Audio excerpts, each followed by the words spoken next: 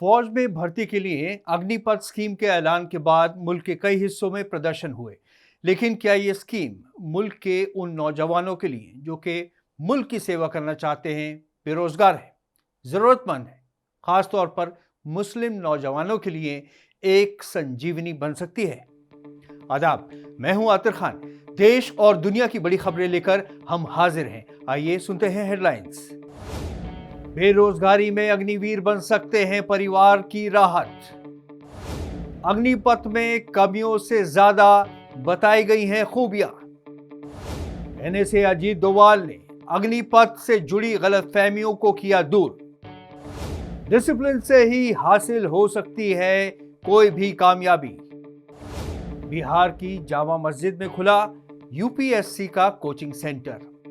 सिर्फ हिंदुस्तान ही नहीं बल्कि पूरी दुनिया कोरोना की महामारी के बाद आज रोजगार, महंगाई और इन्फ्लेशन के मसाइल से दो चार है।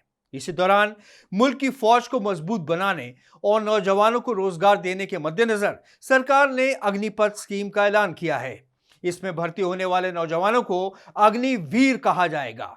मगर इस स्कीम के ऐलान के बाद जाहिर तौर पर नौजवानों में काफी नाराजगी दिखाई गई और उन्होंने मुल्क के कई हिस्सों में प्रदर्शन और मुजाहरे किए और ट्रेनों में तोड़फोड़ शुरू कर दी।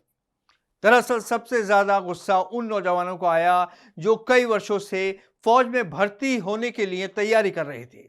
आज मुल्क के कॉरपोरेट सेक्टर हो या फिर सरकारी सेक्टर, आबादी के मुताबिक नौकरियां नहीं निकल पा रही हैं। इसलिए इस स्कीम में उन बेरोजगार मुस्लिम नौजवानों के लिए भी मौका है जिनके पास अपना घर चलाने के लिए कोई जरिया नहीं है और उनके ऊपर अपने भाई बहन, माँ बाप की जिम्मेदारी भी है। अगर सलाहियत है तो 4 साल नौकरी के बाद वो फौज में दाखिल हो सकते हैं या फिर तनख्वाह और फिर बाद में एक मुश्त पैसा हासिल करके काफी सहारा हो सकता है। वो कम से कम अपनी रोजी रोटी चला सकते हैं। अग्निपथ स्कीम के तहत भर्ती होने वाले अग्निवीरों को वर्दी के अलावा अपनी सेवा की मुद्दत के दौरान एक स्पेशल बैच लगाना होगा। अग्निवीर और परमवीर चक्र तमगों समेत बहादुरी के तमाम इनाम उन्हें मिल सकेंगे। अग्निवीर जवानों को साल में 30 दिन की छुट्टियां भी मिलेंगी और अगर बीमार होते हैं तो बीमारी की छुट्टी भी दी जाएगी। जहां तक हर महीने तनख्वाह का सवाल है, उसके तहत पहले साल में हर महीने 30,000 रुपए दिए जाएंगे। इसमें से हर महीने सेवा निधि के तौर पर 9,000 रुपए काटे जाएंगे। इस फंड में सरकार भी 9,000 रुपए जमा करवाएगी, यानी हर महीने अग्निवीर के हाथों में 21,000 रुपए आएंगे। इसी तरह सर्विस के दूसरे साल में 23,100 रुपए, तीसरे साल में सालाना तनख्वाह 25,580 रुपए और चौथे साल में 28,000 रुपए माहवार तनख्वाह मिलेगी।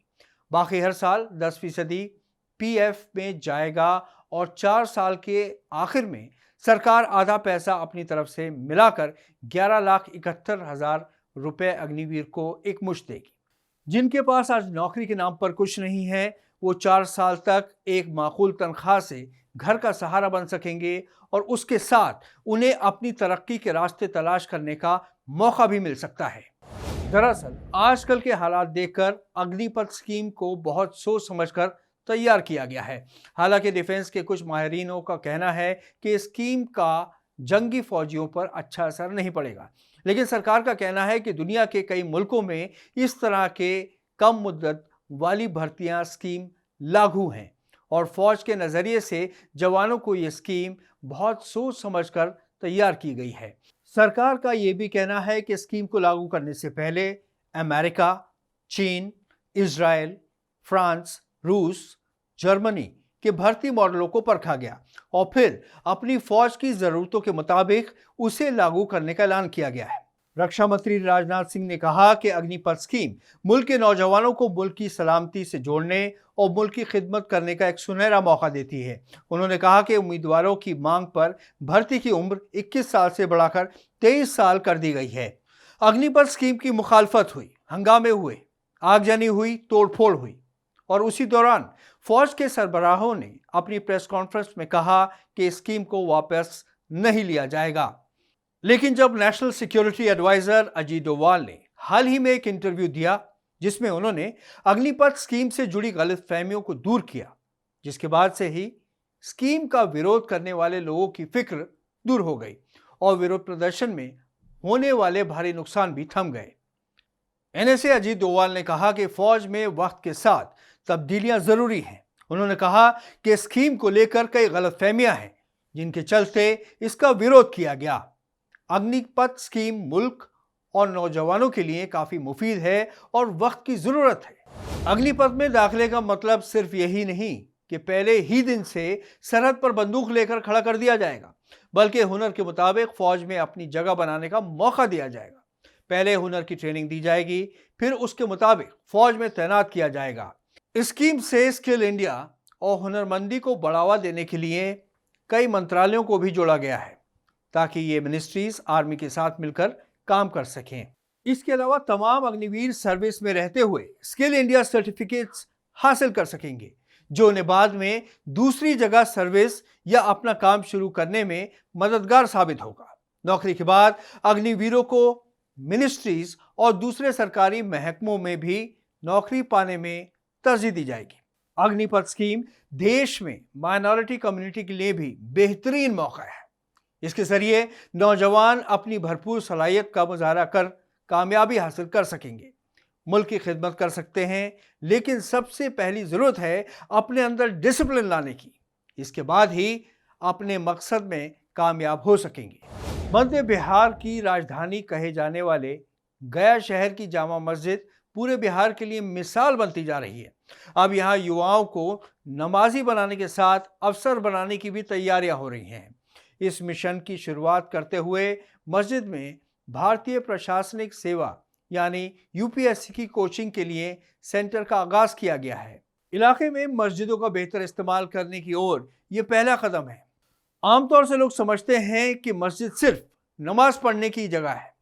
हैदराबाद सहित दक्षिण भारत, महाराष्ट्र के कई शहरों और गांवों की मस्जिदों में इस दिशा में बड़ी मुस्तैदी से काम चल रहा है। बिहार के गया शहर में यह पहला प्रयास है। इस्लाम के पैगंबर हजरत मोहम्मद ने भी अपनी मस्जिद को तालीम के मरकज की तरह विकसित किया था।